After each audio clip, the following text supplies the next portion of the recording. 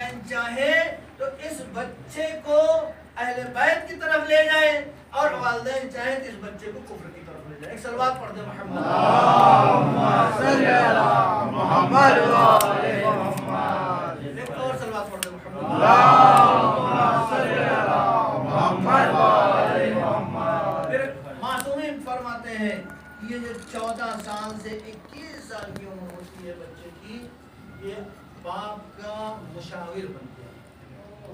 مشاور بن کے کیا آتا ہے مطلب، یعنی باپ کو چاہیے کہ جو یہ بچہ 21 سال تک پہنچ گیا 14، اس کے درمیان میں اپنے بیٹے سے، اپنے فرزند سے، اپنے بیٹیاں سے مشورے کریں، اس سے پوچھے، اس سے دریافت کریں. یہ تمام چیزیں معصومین نے ہم کو بتایا ہے. اور یہی نہیں، یہ جو ہم 7 سے 14 سال کی عمر میں ہیں، اپنی بچیوں کو ہم پردہ اسی عمر میں سکھاتے ہیں. اور بہت سی باتیں ہیں، چونکہ دامن وقت میں گنجائش نہیں ہے، لیکن اتنا ضرور کہیں گے کہ اگر ہم کو اپنے بچے کو اہل بیت علیہ السلام کے نقش قدم پر چلانا ہے تو ہم کو بچپن سے لے کر 21 سال کی عمر تک اپنے بچوں کو ہمیشہ نگرانی رکھنی چاہیے. اگر نہیں رکھتے ہیں تو وہی آج معاشرے میں کہ مولوی صاحب ہمارا بچہ بگڑ گیا ہے، کہنا نہیں مانتا ہے، باپ کو کوئی بات نہیں سنتا ہے. ہوتا ہے نہیں ہوتا ہے معاشرے میں عزیزوں؟ کب نہیں سنتا ہے؟ جب بچے کی صحیح تربیت نہیں کی جاتی، تبھی بچہ اپنے باپ کا نافرمان بنتا ہے، اپنی ماں کا نافرمان بنتا ہے. جو بچے کی تربیت صحیح نہیں ہوتی، جو بچے کو اسلام نہیں سکھایا جاتا ہے. عزیزوں اور دوستوں، ایک معظمہ کہتی ہے کہ مولوی صاحب ایک واقعہ ہے، میرے کئی بچے ہیں جو بات نہیں سنتے. عزیزوں، اس کا بھی حل معصومین نے ہم کو دیا ہے. بات نہیں سنتے، کیا کرنا ہے اس کے لیے؟ مولانا نے کہا کہ صحیفہ سجادیہ کی دعا نمبر 25 پڑھو. وہ بچہ جو نافرمان ہوتا ہے وہ فرمان بردار بن جائے. اس عورت روزانہ وہ اپنا دستور بنا لیا تھا کہ روز جاتی تھی حجرے میں اور جا کے صحیفہ سجادیہ کی دعا نمبر 25 ہر روز پڑھ. جب ماں حجرے سے باہر آتی تھی بچے پڑھتے تھے کہ اے مادر گرامی، کیا آپ کوئی جادو اور ٹونا کر رہی ہیں؟ جس سمے جس وقت تک آپ دعا پڑھتی ہیں ہم کو ایسا محسوس ہوتا ہے کہ ہم کوئی شرارت نہ کریں. عزیزوں اور دوستوں، ہم کوئی شرارت نہ کریں. آپ کیا کریں؟ تو وہ معظمہ کہتی میں کوئی جادو کرتی ہوں، نہ کوئی ٹونا کرتی ہوں، صرف معصومین سے جو دعائیں آئی ہیں بس اسی کو ہم انجام دیتے ہیں، جس کی بدولت معصومین ہم کو شفا بھی دیتے ہیں اور ہمارا کام حل بھی ہوتا ہے. شروعات پڑھیں اللہم صلی علی محمد. عزیزوں اور دوستوں، آپ حضرات سے معجبانہ گزارش ہے کہ جس طریقے سے ہم اپنے بچوں کو علم دنیا کی طرف لے کے جاتے ہیں اسی طریقے سے بچوں کو علم دین کی طرف لے کے جاتے ہیں. دنیا بھی ضروری ہے، دین بھی ضروری ہے. دین نہیں تو کچھ بھی نہیں. یہی علم دین ہوگا جو انسان کے آخری وقت تک کام آتا ہے. مولا سے کسی شخص نے پوچھا مولا علم بہتر ہے یا مال؟ مولا نے کیا جواب دیا کہ علم بہتر ہے. کہا وہ کیوں؟ کہا دیکھو مال ایسا ہے جس کو خرچ کرنے پر ختم ہو جاتا ہے، لیکن علم ایسی چیز کا نام ہے جتنا ہم خرچ کرتے جائیں گے اتنا ہی بڑھتا چلا جائے گا.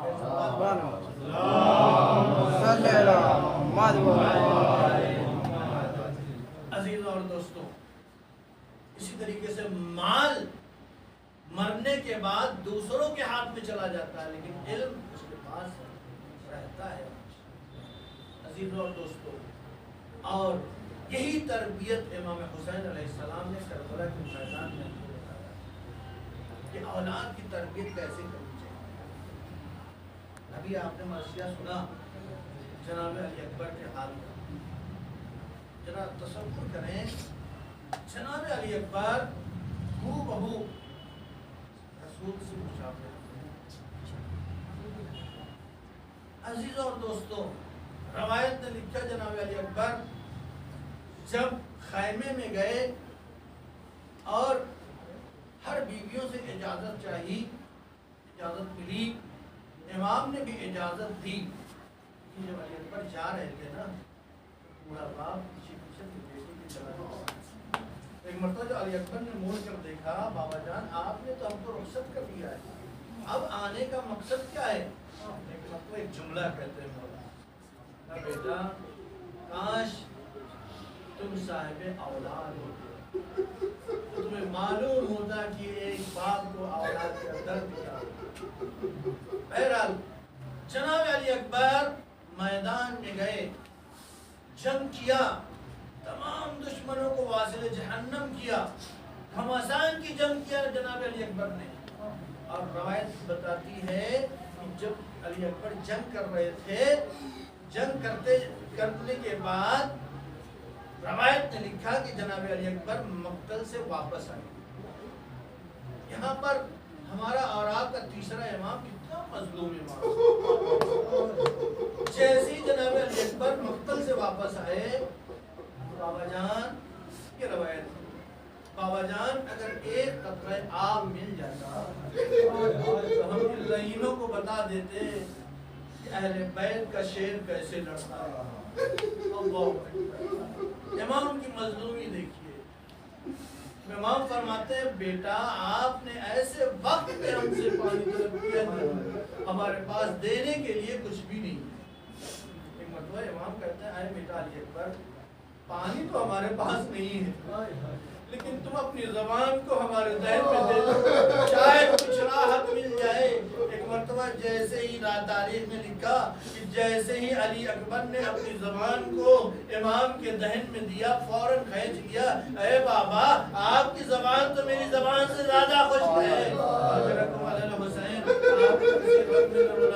सिवाय मजलूम करबला के वो वक्त भी आता है कि जनाब अली अकबर मैदान में गए, जंग किया, जंग करने के बाद एक शहीद ने ऐसा वार मारा कि अली अकबर घोड़े पर समझ न सके, एक शख्स आगे बढ़ा, अली अकबर के सीने में नेज़ा चुभोया। इमाम फरमाते हैं कैसे वो लईन थे कि जवान के सीने पर बर्ची का पल मारा। अमीरो तारीख ने लिखा कि जब जनाब अली अकबर को इमाम ने खैमे में ले आए, मुझे नहीं मालूम कि इमाम कैसे खैमे में ले आए, जवान की लाश थी, अरे इमाम कैसे खैमे में लाए होंगे। लेकिन उलमा भी पढ़ते हैं और किताबों में भी लिखा है कि जब जवान की लाश उठाना हुआ, इमाम ने कहा आओ आओ बच्चों, जवान की लाश है, इस बूढ़े बाप से नहीं उठ रही है। तो जनाब अली अकबर की लाश खैमे में आई तो हबीब इब्न मुस्लिम कहता है कि मैंने देखा एक बीबी है जो इस्मत और तहारत में पाकीज़ा थी, वो खैमे के बाहर आई, जनाब अली अकबर की लाश पर अपने को गिराया और गिराने के बाद गिरिया उजारी शुरू किया। वो बीबी गिरिया करते करते जनाब अली अकबर की लाश पर बेहोश हो गई। जब हमने फौजों से दरियाफ्त किया वो बीबी कौन है, तो वो कहते हैं कि वो बीबी कोई और नहीं, हुसैन की बाप, हुसैन की बहन ज़ैनब है। आज़ीज़ो जनाब ज़ैनब ने अली अकबर को 18 साल पाला था। जब अली अकबर का लाशा देखा दिल तड़प गया, अपने आप को अली अकबर के लाशे पर गिराया। अरे बेटा अली अकबर, वाह अकबरा, वाह हुसैना।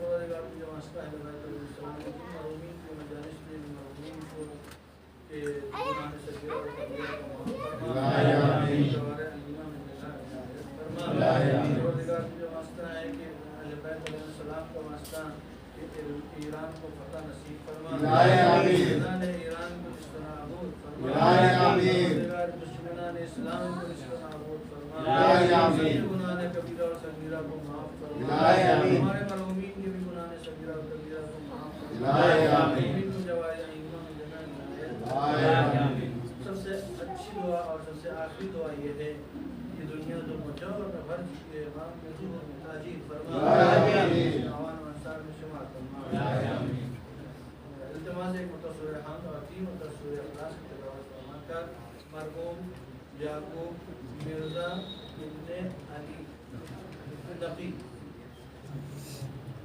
خانم بی بی بنت علی نقی اور تیسرا نام ہے عباس بی بی بنت علی نقی اور چوتھا نام ہے جہانا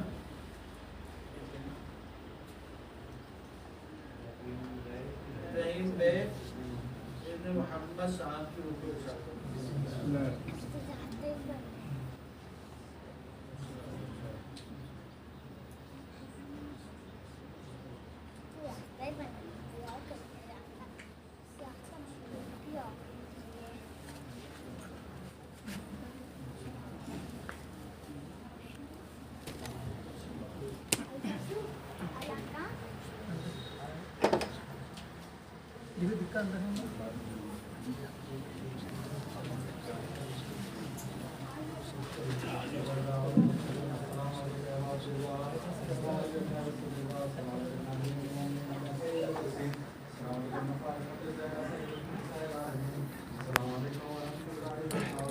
السلام علیکم